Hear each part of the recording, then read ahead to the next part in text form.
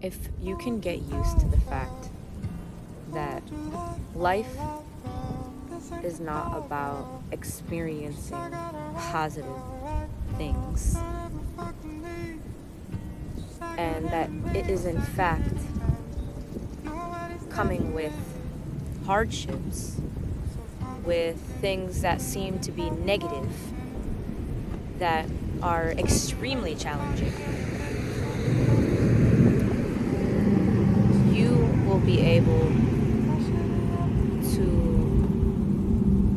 come to a certain level of acceptance and therefore an ability to navigate the reality of life. Whether you are aware of it or not, there is a part of you, of myself, that truly believes that we have to be experiencing positivity all the time. And that if we aren't, something has gone terribly wrong. That perhaps we're being punished by God, or perhaps God isn't real, because why would God create such a terrible thing? And I sense that many of my viewers understand that life comes with hardships, and on some level have some sort of acceptance about it. Although I do challenge you, as I challenge all the beings that I care about in my life, to question, to reflect on whether or not there may be some sort of a subconscious belief that life should just be sunflowers, dandelions, and wishes. Rainbows, butterflies, kisses and hugs, X's and O's. So that we can at the very least acknowledge that subconscious belief, the potential of that subconscious belief, and move forward as you observe this video with an open mind, an ability to understand what it is I'm sharing. We have to accept the fact that life is not all about pleasure. Life is not all about the sensational pleasantries of all of our favorite things. All of our favorite things are wonderful. That doesn't mean that they shouldn't be enjoyed. But they will be much less enjoyed if you don't understand or accept or, in the best case scenario, appreciate its opposite, its reason for existence, right? You need the opposite to be able to be holistic. And that's what I'm all about. If you did not know, I speak about holistic wellness. I speak about mental health. I speak about creating a life that you actually enjoy, that is actually fulfilling, and ultimately that brings more peace, harmony into your mind, more breath into your life. So, accepting the negative aspects of life so that you're able to navigate them. Often we seek people to placate our emotions. I personally prefer somebody to be honest with me, honest and direct, and also capable of being honest with themselves. I am not the sort of person who wants to hear what they want to hear.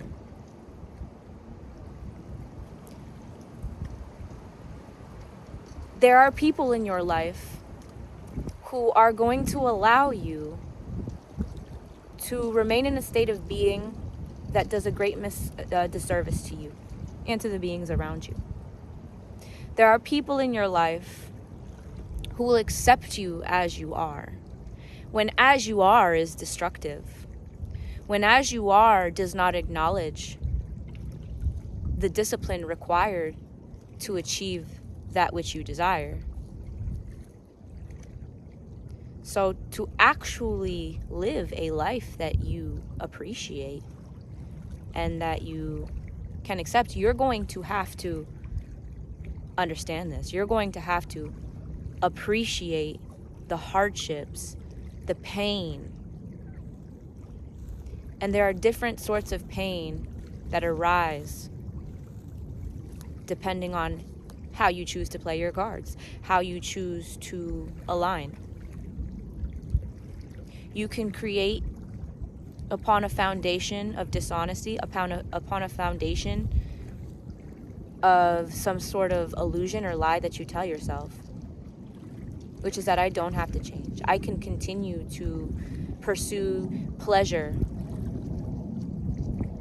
and avoid all things that bring pain. Or you can build a foundation upon the reality that the design is not to simply relish in what we might at this current moment think is right because it feels good. The obstacles are inevitable. The pain, the growing pain is inevitable. The growth is inevitable. Which pain are you going to choose?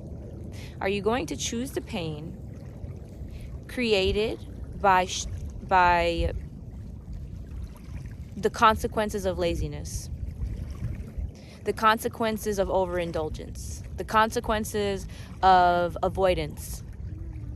Or are you going to choose the pain that arises from the consequences of discipline, the consequences of rising, meeting the day, even though it's really hard, of taking that mile walk, even if it makes you feel out of breath, of stretching your muscles, even though they're tight?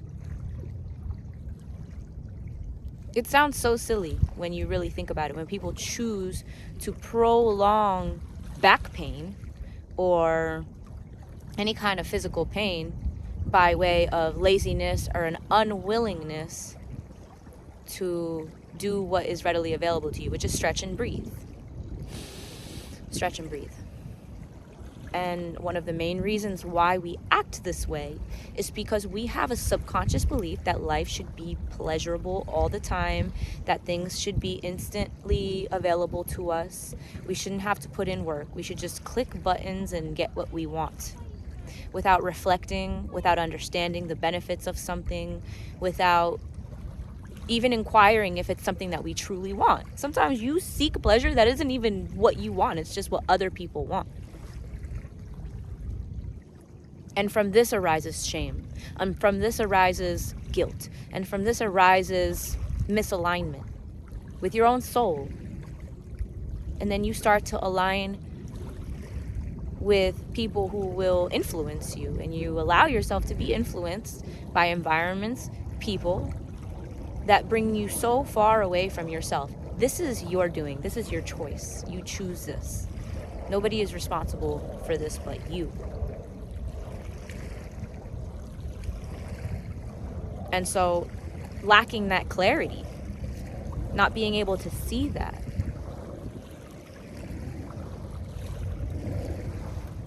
it's a painful experience.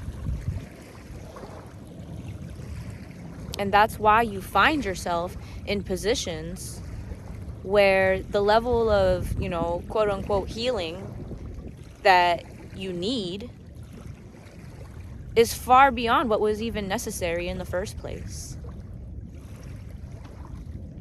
What can we do about this? We must accept, at the very least, become aware of the fact that life is not all positive. That your mind is designed to seek threats. Your mind is designed to seek danger. Your brain, by design, is here to help you survive. So you're already looking at things from that lens of negativity. There's nothing wrong with that. It's there to protect you. It's a protective mechanism. Right off the bat, without any external influence. Your brain is just like that. So, can we look at that reality and say, wow, how amazing. My mind is protecting me? Are we going to look at that and say, curse this brain. I can't stand it. Why is it like this? God must not be real. Or what a terrible thing to have been created. I hate being human. My human self is so terrible. I'm just going to live in the ether and be a spirit. Too bad you're not. You're not a spirit in the ether. You are in a physical body. You have a physical body. And the reality of this earth while you're here is that it's not just endless frolicking in infinite meadows. And when you can harness an acceptance for that, the doors of the pleasure you actually seek start to open.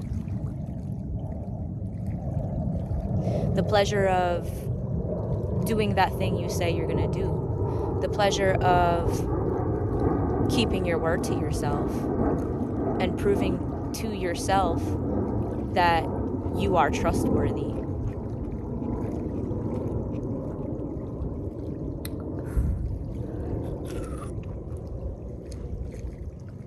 It's extremely challenging. So the more you can accept the challenge, the more you can accept the reality of the situation, the more you will be able to navigate it, be it that you are not being influenced by things, people, places that are going to redirect you back to the same cycle. You must break the cycle. You must make a choice so that you can have enough discernment to set foot on the right path. What is the right path? You know what it is, and you know what it isn't. What type of pain are you creating for yourself in your life?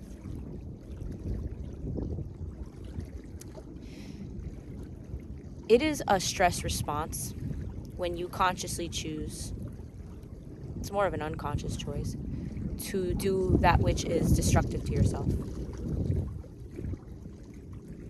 You have run yourself to a point of exhaustion, and your body is not catching up. Your mind is thinking, this is wrong, I can't do this, I know this is wrong. But your body does not follow suit because it needs to feel safe.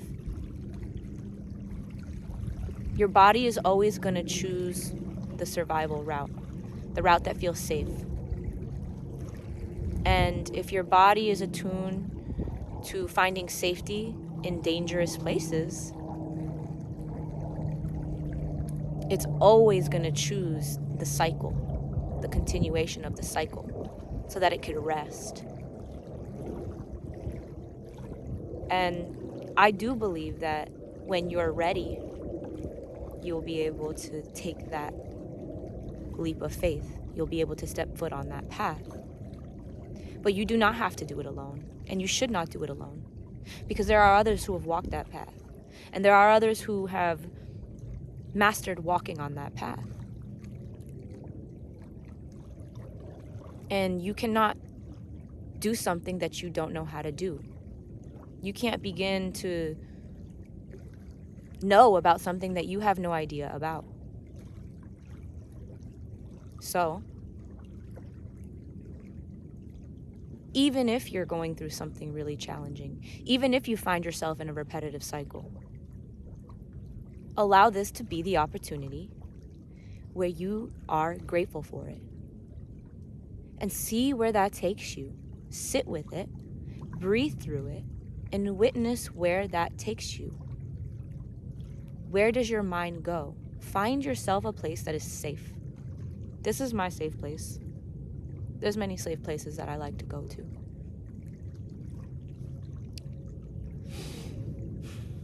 Find that place for yourself. Accept the reality of the obstacles in life, the inevitability of it. Appreciate it. And allow that acceptance and that appreciation to shift your perspective and witness where your mind goes when you start to train it to appreciate, when you start to train it to not only seek pleasure and avoid pain. And remind yourself daily that certain pain isn't worth it. There's pain that is far more valuable than the cycles that you may have found yourself in, that you've been participating in. So I truly trust that this is something that you've known, that you've sensed. Maybe you haven't had a full grasp of it. Maybe you've just needed somebody to reflect that to you. I'm grateful for all the negativity in life. I'm grateful for the haters. Not in a way that's like, trying to be better or thinking that somebody else is worse. It's just an acceptance. It is what it is, right? And it's not what it's not. And that's okay. The more you focus on your path, the more you focus on your purpose, the more you win. And that feels good. That feels good to win. You gather information from your losses. You gather information from what feels like a loss. That's what's happening. You're strengthening your discernment.